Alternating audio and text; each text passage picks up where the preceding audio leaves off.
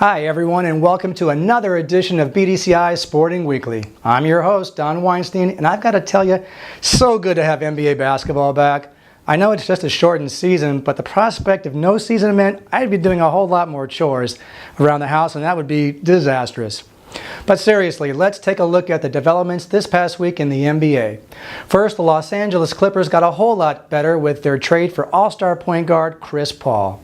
In exchange, the Clippers gave the New Orleans Hornets shooting guard Eric Gordon, forward Al-Farouq Aminu, center Chris Kaman, and a 2012 first-round draft pick. The new-look Clippers will be without a good scorer in Gordon, but they now have one of the best NBA point guards to go along with human highlight reel star forward Blake Griffin. The Los Angeles Lakers, they didn't do as well this week. They also wanted Chris Paul, but weren't able to get a three-team trade past the NBA Commissioner's office. Forward Lamar Odom was part of that failed three-team trade and shared his displeasure at the way the trade was handled with GM Mitch Kupchak. The next day, the NBA's reigning Sixth Man of the Year was dealt to the Dallas Mavericks for a draft pick. In other NBA news, Brazilian Nene signed a 5-year deal with the Denver Nuggets, a team he's been with his entire 9-year career. The 6'10 Nene will get a big payday, taking in $67 million over the contract period. He had shopped himself around to Indiana, Houston, and New Jersey, but in the end, it was about the trust he's built with the Denver organization and community. Brazilian hoop fans can catch Nene and the Nuggets as they take on the Lakers New Year's Eve at Staples Center and then again New Year's Day in the mile-high city of Denver.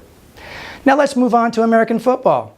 The NFL has now completed 13 out of 16 games in the regular season. Out of 12 playoff spots, we only have 3 teams who've qualified: the Houston Texans, the San Francisco 49ers, and the undefeated Green Bay Packers. So the final 3 weeks of the season will be super exciting as there are many teams still in the hunt for the other 9 playoff spots. One team that's going in the right direction is the Denver Broncos, who lead the AFC West Division. Since promoting controversial religious quarterback Tim Tebow to starter, the team has won 6 straight games. Tebow rallied his team this past Sunday to an overtime victory over the Chicago Bears, 13-10. It was the 3rd straight week that Tebow has led his team to a come-from-behind overtime victory.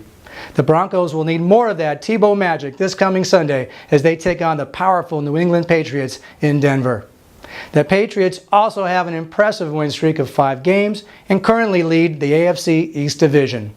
Just a reminder, you can catch up on all the NFL action by reading BJ Robinson's weekly recap on BDCi.tv after this weekend's games. And don't forget to read the BDCi Pick 6 column by yours truly, where I predict 6 winners. Last week, I went 4-2, and I hope to improve this week.